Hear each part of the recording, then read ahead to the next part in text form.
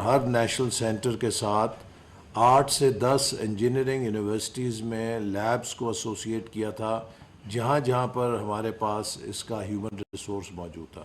تو گزشتہ 5-6 سالوں میں اس سفر میں تمام سینٹرز نے ایک بنیاد قائم کر دی پاکستان میں ان شعبوں کی. اگر خدا نہ خواستہ اس وقت یہ سینٹرز نہ قائم ہوئے ہوتے تو آج ہم بہت پیچھے ہوتے. تو سب سے پہلے تو یہ سینٹرز یقیناً مبارکباد کے مستحق ہیں کہ ایک انہوں نے بیسک ایکو سسٹم بنانے میں مدد کی. آج ہمارے پاس ایک کرٹیکل میس ہے ہیومن ریسورس کا. ہمارے کریکولمز بن چکے ہیں. ہمارا ان شعبوں کے اندر سٹارٹ اپس جو ہیں وہ معرض وجود میں آ رہے ہیں. لیکن یہ سب کچھ ابھی بڑی انفینسی میں ہے اور ہمیں بہت تیزی کے ساتھ آگے بڑھنا ہے. جب ہم یہ کام کر رہے تھے تو اس وقت آرٹیفیشل انٹیلیجنس جو ہے وہ کٹنگ ایج تھی. آج آرٹیفیشل انٹیلیجنس سے آگے جنریٹو آرٹیفیشل انٹیلیجنس جو ہے وہ آ چکی ہے اور وہ اس کا بھی ایک آرٹیفیشل انٹیلیجنس پلس ماڈل ہے. آرٹیفیشل انٹیلیجنس جو ہے وہ ایک بیسک ڈیٹا کے ساتھ پیٹرن آئیڈینٹیفیکیشن یا فورکاسٹنگ کرتی تھی یا اس ڈیٹا کو یوز کرتی تھی. اب generative artificial intelligence creates new data and new data patterns. Not only there, but we are into different fields of artificial intelligence, whether it is AGI or ASI. تو اب اس کی مختلف برانچز ہیں اور اس میں بہت تیزی کے ساتھ گروتھ ہو رہی ہے. تو لہٰذا ہمارے لیے بھی ضروری ہے کہ ہم نارمل سپیڈ کے ساتھ نہیں بلکہ اگر ہم نے پاکستان کو اس دنیا میں جو نئی ماڈرن ڈیجیٹل اکانومیز ہیں ان کے ساتھ چلانا ہے تو ہمیں ریولوشنری طریقے سے ٹرانسفارمیٹیو طریقے سے ایڈاپشن کے طریقے اختیار کرنے پڑیں گے. اور اس کے لیے ایک بنیادی خاکہ جو artificial intelligence national task force نے تمام سٹیک ہولڈرز کے ذریعے بنایا ہے. میں سمجھتا ہوں کہ اب اس کو ہمیں جو دیگر سٹیک ہولڈرز ہیں ان سے شیئر کرنا چاہیے جس میں کہ صوبے بہت اہم ہیں. جیسے میں نے کہا کہ اس کی اپلیکیشن بہت زیادہ نظام تعلیم کے اندر ہے کہ تعلیم کے اندر آپ اس کو استعمال کر کے بہت ٹیلر میڈ پروگرامز بنا سکتے ہیں. آپ اسٹوڈنٹس کی جو ضروریات ہے ان کو آئیڈینٹیفائی کر سکتے ہیں اور ان کے ساتھ پوری ایجوکیشن اور لرننگ کو ٹیلر میڈ کر سکتے ہیں. ہیلتھ کیئر کے اندر اس کی بہت اپلیکیشن ہے. اسی طرح ایگریکلچر کے اندر بہت ہیوی ہم ڈویڈنڈس لے سکتے ہیں اس کے استعمال کر کے. انڈسٹری پوری ٹرانسفارمیٹیو پروسیس سے گزر رہی ہے. ہمارے فائنینشیل سیکٹر کے لاسز کو ہم بہت زیادہ کاٹ سکتے ہیں. رسک اسیسمنٹ بہتر ہو سکتی ہے. فائنینسنگ نیڈز کا بہتر اندازہ ہو سکتا ہے. تو یہ بے شمار اپلیکیشنز ہیں جس میں پرائیویٹ سیکٹر کا رول ہے, جس میں صوبائی حکومتوں کا رول ہے اور جس میں حکومت کے اپنے اداروں کا ایک بیحد اہم رول ہے. تو اب ہمیں اس کو فوری طور پہ ایک کنسلٹیشن کے ذریعے فائنل ورکشاپ میں سمجھتا ہوں ایک کرنی چاہیے جن کے سامنے یہ ہم ڈرافٹ AI نیشنل پلان رکھیں اور اس فائنل کنسلٹیشن کے ساتھ اس کو کیبنٹ سے اپروو کر کے ہم اس پر امپلیمنٹیشن وار فوٹنگ کے اوپر شروع کریں.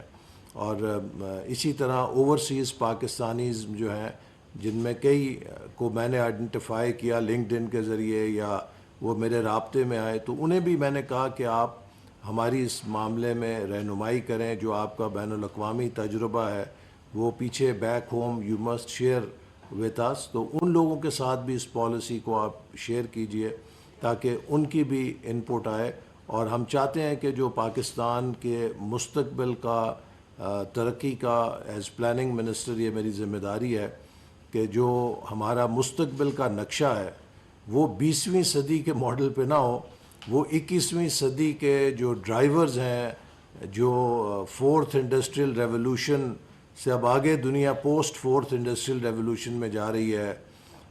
جس طرح 5G ٹیکنالوجی ابھی ہمارے پاس آئی نہیں لیکن چائنا 6G کے اوپر کام کر رہا ہے اور خاص طور پہ چائنا نے آرٹیفیشل انٹیلیجنس میں بہت زیادہ ترقی کی ہے.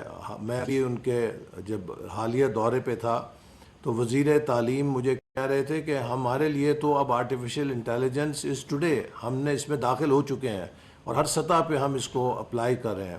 اور پرائم منسٹر شہباز شریف نے پریزیڈنٹ شی جن پنگ سے جہاں تعلیم میں تعاون کا ذکر کیا تو پرٹیکولرلی اس شعبے کو انہوں نے ہائی لائٹ کیا کہ ہم اپنے ہیومن ریسورس کو اس شعبے میں ڈیولپ کرنا چاہتے ہیں.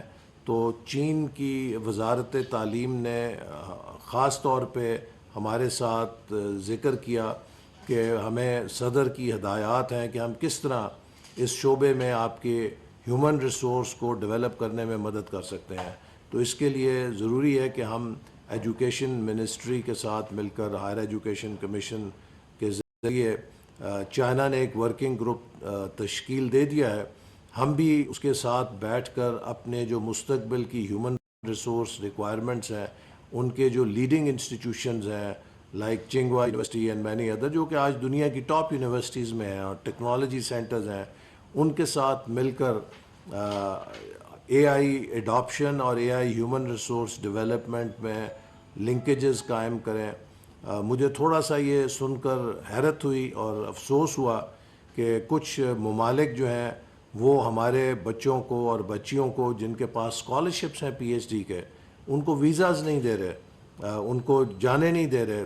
کیا وہ ہمیں اس ٹیکنالوجی سے روکنا چاہتے ہیں یا کیا وجہ ہے مجھے نہیں پتہ، لیکن میں حیرت زدہ ہوں کہ کچھ ہمارے ایسے اسٹوڈنٹس کے جن کے پاس دنیا کی بہترین یونیورسٹیز میں فلی فنڈڈ اسکالرشپس ہیں ان کو ویزاز ڈیلے کیے جا رہے ہیں. تو شاید کچھ ممالک ان ایمرجنگ ٹیکنالوجیز میں ہمیں روکنے کی کوشش کر رہے ہیں. تو اس صورت میں ہمارے پاس چین جیسا قابل اعتماد دوست ہے، ہم اس کے ساتھ مل کر اس کمی کو پورا کر سکتے ہیں اور ہمیں ہنگامی طور پہ اس کے لیے قدم اٹھانا چاہیے.